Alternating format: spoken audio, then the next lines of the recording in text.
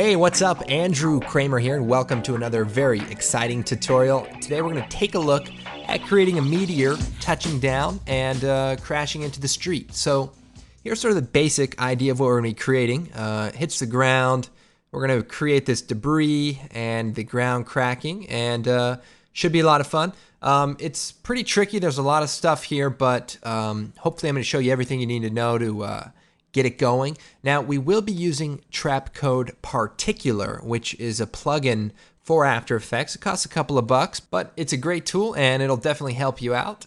Now, we're going to be using it to create some of the atmosphere, some of the dust in the shot. Now, if you don't have Particular, what you can do is go in your backyard and get a pile of dirt together, put it in your hand along with a grenade, along with like a small firecracker, and then light it.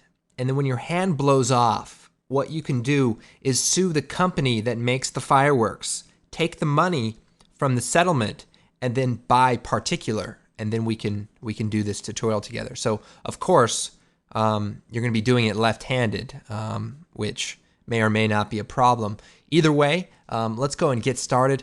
Now, if there's time, we'll try to get into some more atmospheric effects when the meteor crashes down, to have a little bit more smoke and other kind of elements happening during the explosion. Of course, that gets a little tricky, and hopefully I can just push you in the right direction. You guys can tackle that one on your own. In the meantime, here we have our shot. What we need to do is take a still frame of the end. And so we'll take this shot, save frame as, and we'll go set this to best, and save the Photoshop file, or we can change it to a JPEG.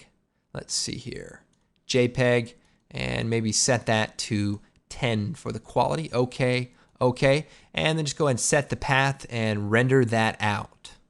Okay, so here we are in 3D Max. We're going to create some road destruction. Now, even if you're not a 3D animator, this will give you a good idea on what you would expect with working with a 3D animator and what kind of files that you would need in order to composite in After Effects. So even if you're only an After Effects compositor, this should give you a good idea on what to expect. Let's go and jump into it right now. What we have is our image that we exported from After Effects. So we'll drag that into the background, set as these two, choose OK. And then we're going to go ahead and create a floor plane. So we'll take a plane in the Create palette, and we'll just draw it here. Also, hold down Alt and middle drag so that you can sort of match the angle of view of our camera in our live action scene. Also, I'm going to right click, Show Grid off, and we'll take our plane, go into the Modify, and just make it a little bit larger. And we'll just move it over. Okay, so that's going to be our floor. Now, the other thing we want to set up is the lighting. So I'm just going to make a box and maybe a sphere. And I'm going to hit M, and that's going to bring up our materials. You can also go rendering material editor. And we're going to make a special kind of material that is transparent except for the shadows. And that way, if we add lights in our scene, the shadows will cast onto this material and look like they're actually on the surface of our street. So we'll go over here, click on Standard, change it to Matte Shadow, and there should be an equivalent type of material in pretty much all 3D programs. Choose OK. We'll drag that onto this material. We'll also right-click on that object, go to the Properties, and set it to See-Through. If only making things in the real world see-through were that easy. I mean, can you imagine the possibilities? I'd probably go to the casino and go to a blackjack table, and then when the dealer's dealing the cards, I would punch him in the face. Okay, let's go ahead and just move on. We're going to create a new light. We're going to create a skylight, and we're going to go ahead and put it down right here. Go to the Modify panel, turn on Cast Shadows, and we'll set this down really low because it does take a long time to render, to like 4. And then we'll go into the Render Settings, and we'll set this to HD TV 1280 by 720, and actually we'll go 486, and I'll right click on Perspective, choose Show Safe Frame, and that looks good. And then we'll go ahead and render this, so we'll drag that over, click on Render, Okay, so that's a basic way to set up some nice shadows And of course, you can increase the samples a little bit later. Now I'm going to go ahead, select our light, and shut cast shadows off, and just so that things will render a little bit quicker and we can get through this. Speaking of which, let's move on. We're going to go ahead and create a particle system. So I'll delete these two objects, and we have our floor plane. I'm going to go into the Create palette for Particle Systems, click on PF Source, drag it out here, right-click, make sure it's set to Move, and we're going to move it up. Now the particles are sort of being born, you can see as we scrub through the timeline. Now I'm going to hit the letter 6, brings up our particle flow. Now you can also go in here and click on Particle View, and it'll bring it up here. Now this will be a bit tricky because we don't have a lot of space to work with, but do our best. So what you have is nodes that represent different events and things that are going to be happening to the particles over time or based on specific scenarios. In this case, we're going to set it up. We're going to delete the rotation and the shape, and we'll go into the birth, and we want it to stop emitting at frame 0, and we want to emit one particle. So if we scrub through, you can see our one particle is being born and it's flying down. So with that set up, we're going to go and create some more objects. So we'll go to the space warps, and we want to add a deflector. And we'll click on the deflector here, and we want to draw it so that it looks like it's in the same spot as our floor plane. And we'll just move it around. And also we'll go ahead and add some forces, and we're going to add a wind, and make sure the wind is lateral, horizontal, and also some gravity. Make sure the gravity is pointing down, and a drag. And a drag is actually exactly what you would think it is. You know, like you have that friend who you go out with and you think to yourself, man, this guy's a drag. And that's what it is. This guy sort of slows you down, you know, annoys you, you know, just ruins your whole day. Hopefully Sam's not watching this. All right, let's go ahead and move on. What we'll do is go back, hit 6. Okay, now we want to set it up so that our particle hits the floor. Now it's kind of hard to see here, so we'll go into the display and we'll set this to a brighter color. And so there's our particle. We can even set it to a circle, and it comes down. Now we want it to collide with our deflector. So down here, there's a collision event. We'll drag that right above the display and click on it, and we can choose by list, and we want to select that deflector. So now when the particle hits that floor, it's going to bounce. Now we want it to do more than just bounce, but that shows you exactly what's happening at that point in time. Now, the other thing we want to do is spawn more particles. So we'll go over here, we'll drag a spawn event out, and after they collide, then they come into the spawn event. So you can see they give birth, they have a speed, they collide, and then they spawn. Now in the spawn event, you can see now they turn back to green ticks, but we can change that to say red circles. And so now the first particle hits and then turns into 2 red circles. Now we can go into the spawn event, increase the offspring to say 200, and now we have 200 particles being born from the one particle. And this is going to represent our street debris and rocks. Also, we'll come down here to the speed, and we want to set the speed up pretty high, and the variation up, and the divergence. And so now it's just kind of this crazy looking explosion of particles. And we want to go ahead and add our forces in, but we want to add them into a new event. So we'll go ahead, bring the forces out, and we'll drag our spawn particles into it. And that way the spawn particles move on to the next event, and we can also add another set of spawn particles, which we'll get into in a moment. Okay, so what we're going to do is click on the force, and we're going to add our forces. Click by list, and we want to add our drag, gravity, and wind. Select. Okay, so now you can see we have gravity and drag, but the particles are falling through the floor. So we want to add another collision event. So we'll come back here.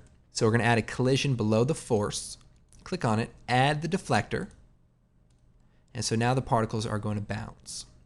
Now we want to set it up so it looks a little bit more realistic. So we'll just go in here and we'll click on the deflector. And we're going to set the bounce to about 0.65. Turn up the friction.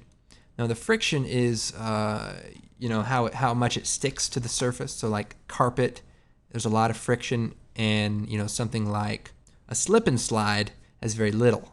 And the reason why is because you spray it down with water and then you run as fast as you can and you jump on it and you go slide down. It's the funnest thing. You should try it. And if you don't have a slip and slide, you can get some trash bags, tape them together. Anyway, we'll save that for another day. Okay, back to the particles. So we have our particles. They're blowing up, they're bouncing, and they're acting crazy. Okay, now we want to go ahead and create our street pieces. So come over here to the line tool, and we'll zoom in here, and we want to create some random chunks. And you just want to kind of draw some pieces, close the spline.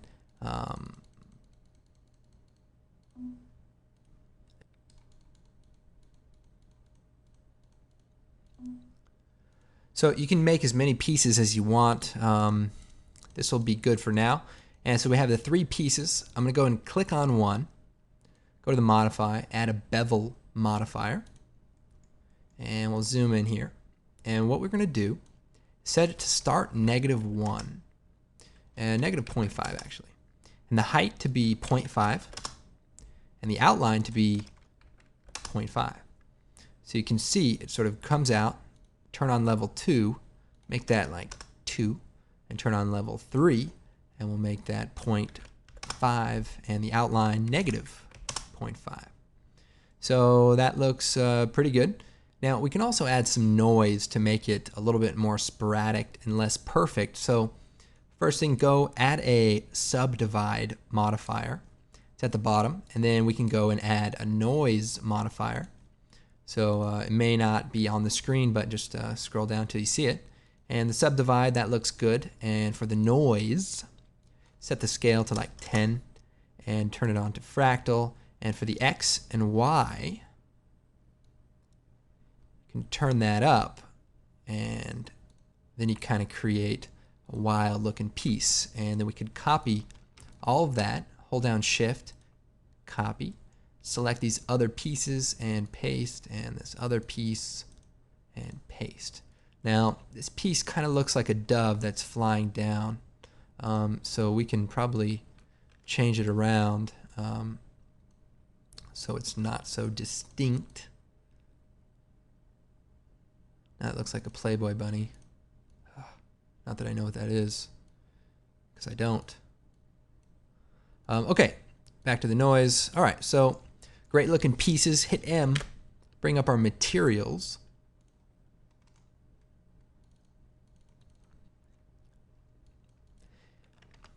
Now we have some images, we have some asphalt, and we're going to drop that right onto a blank material. Now you can probably take this to the next level, do a search for some texturing tutorials. We're just going to do it kind of basic here and just color the whole material. And so I'll give you a little idea on how this works. These are all the channels for the different properties of the material. So we have like specularity and things like that. Well, instead of using the color here, we're going to use a picture, which is this asphalt, and it's going to not use the color at all. But what we can do is pick kind of a greenish blue color, similar to what we see on the street here, and then come down to the map's channels and turn the diffuse blend to about 80%. And so it's blending between the picture and that color, and now we're sort of matching that a little bit better. Ideally, you want to add some dark edges and maybe some cracks, all that good stuff, but for now, this should get the job done. Now, we go into the map, we can view the image, and we can see it's just a piece of asphalt, and we can also click here, and then will allow us to see what the picture looks like in the viewport. Now, we need to add a UVW map, so we'll go down to UVW map, and it's at the bottom there, and that basically makes it so you can see it. Turn on box and set the length. We'll do like 25, 25, 25, and that looks good. We can also copy that and paste to our other pieces.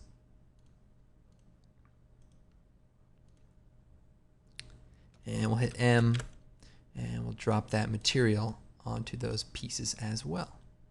So that looks pretty good. We also can make a couple of other chunks for our dirt. So we'll go just create a quick sphere. So we'll just create a sphere, bring the segments down to like 10, maybe like 12, and we'll add a noise modifier. It's down there, just look for it.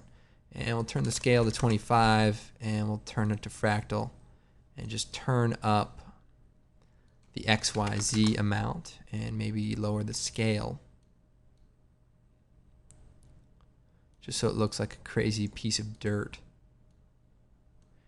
And we can make a couple of these, and maybe, you know, we could just sort of like do that. You know, the more random, the better. You know, we'll probably even change the noise on that piece so it looks more different. And then hit M, and we're going to create another material. And we just have this dirt texture, and we'll drop that into a new slot. And this is very basic texturing. I'm just trying to get this out there. And so now we have little dirt pieces. So back to our particles, we'll hit 6. And I want to group our big pieces together. So we'll choose group, and we'll call this street, and these pieces, and we'll group them, and we'll call it dirt. And then come down here. Now, these particles that spawn here, we want to add a shape instance. So shape facing, shape instance. Drop that right in there. And we want to use our street pieces. So what's going to happen is every one of these particles is now going to be represented by one of these pieces. Make sure it's set to group members, and it'll randomly choose between those 3. Now we can't see it. It's because our display is set to ticks. We'll set it to geometry, and now we have a stack of pieces, and that looks awesome. Not really. Go ahead, hit 6. We'll go ahead to the spawn. We'll lower the amount to maybe 50. And the shape instance, we'll bring the scale down and the variation up. So we have kind of some random pieces. Now they're all flat. We're going to add some randomness to the rotation.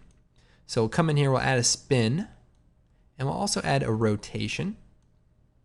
We'll set the spin to maybe 500, and you know, we can change it to speed follow, and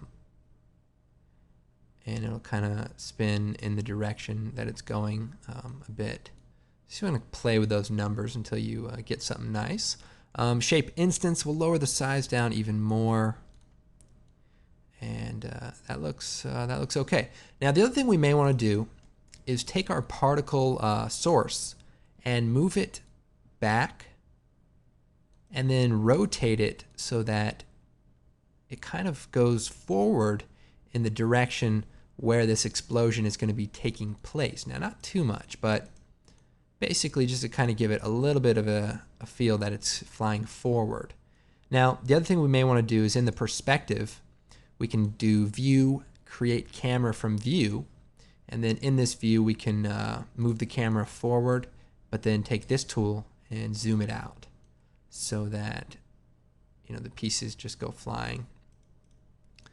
We can go and play with the drag amount and turn it up maybe 5 by 5 by 5, and that'll give it a good effect. Gravity, maybe 0.8, and our wind, we could turn our wind down actually. Probably should have done that first, but we don't want the wind to be doing anything other than giving it a little bit of atmosphere as far as turbulence, and that way it just kind of is a little bit more random. That's pretty good. We'll probably back this up and rotate it forward a little bit more.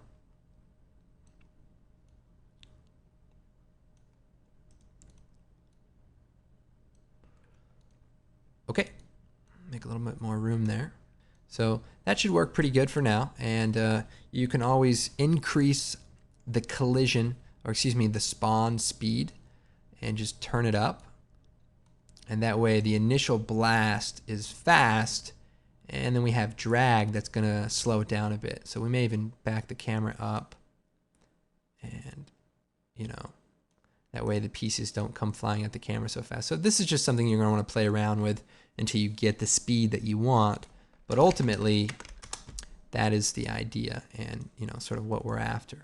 Go back into the spawn, and we'll also turn the divergence up so the particles go everywhere. Okay, now we're going to create dirt pieces. So we'll take our spawn event, copy it, select this event, and paste it. Now, what it's going to do is just make a whole bunch of more particles, but shut it off for a moment and take this event and hold down Shift and drag it over. and we're going to make a copy. Open this up a bit. And then we'll drag this over here. We'll zoom into our dirt pieces. And so now we have a copy of the exact same event. And we can maybe move this around and organize it a bit better. This one is going to be, we could right click, rename, is going to be for our dirt. And this is going to be for our chunks and these events respectively. So our dirt, which comes down here, we want to go ahead to the shape instance and change it from street to these little pieces of dirt. And now they're going to be exactly in the same space as the other particles because it's a copy of the event. And so we'll go into the spawn event and click on a new seed. And so now the particles are in different places, and you can see that here. Let's go and add some more pieces. So I'll hit 6. We'll go into the dirt, and we'll turn up the offspring to say 500, and maybe turn the variation up so the particles are going everywhere and the divergence up. So just some wild party. Close that down. And also I'll hit 6, and we'll turn down, say on the chunks, we'll turn down the speed inherited. And that way the dirt pieces will go flying faster, maybe because they're smaller, and that'll work better. Okay, now solving a couple of technical problems. The particles are going to hit the floor and they're going to continue to spin and bounce. So I'll hit 6. We'll go in here, and what we're going to do is shut off the collision and collide after 4 times and stop. And so the pieces are just going to bounce, bounce, bounce, and then basically stop. And, after 4 bounces, it should be pretty close to, being slow enough to stop. I don't want to get too far into this, but there's actually some other solutions. One solution is to set up a speed test and say, okay, if the particles are going slower than a specific velocity, then move on to another event and stop. Or there's another kind of quick solution. It's called go to rotation. And let's see, we go to rotation, add a rotation operator. And then when they collide after 4 times, they move on to the next event. And the go to rotation is going to sort of snap them into this rotation value. And you set this to random horizontal. And also I'll set our display to geometry. And you can see they're orange, and we can kind of figure out what's happening. So after they bounce 4 times, they turn orange, and then they sort of rotate to a stopped position like you see there. Now it's a little bit slow, so we'll probably turn that to maybe 5 or so, and bring the rotation randomness. You can add the divergence, so it's just a little bit random. And you can also do that to this collision event, just bring it right into that same event. So you can have one event doing everything for a whole system of particles. Now we're actually going to split it up. So I'll select the wire there and delete it. Hold down Shift, make a copy, and then drag this into it. And that way we can have a specific material for it once it gets to that event. And we can do, let's see, material static, drop that in here. And also add a material static here. Hit M, bring that up, and this is the dirt. So take this one, add the dirt instance. We'll take this one, we'll add the road instance. Close that. Okay, pieces hit, they go flying. Now, there's other ways that you can do parts of this simulation, like using Reactor and all this other stuff, but ultimately, this is a really easy way to create a lot of wild destruction relatively quickly. And for our chunks, we may go into the instance and turn up the scale so it looks really wild. And you can just hit play and kind of see how this looks. And do the pieces look too heavy? Is the animation too fast? You can turn down the gravity. Turn the drag down 8 by 8 by 8. Even turn the friction down on the floor so it looks a little better, and also go into these different events and turning up the inherited speed so they look like they go flying a lot more, and maybe the bounce. So it looks, really wild. But that's up to you. I just, want to show you the tools, and hopefully you guys can use them to create some very cool stuff.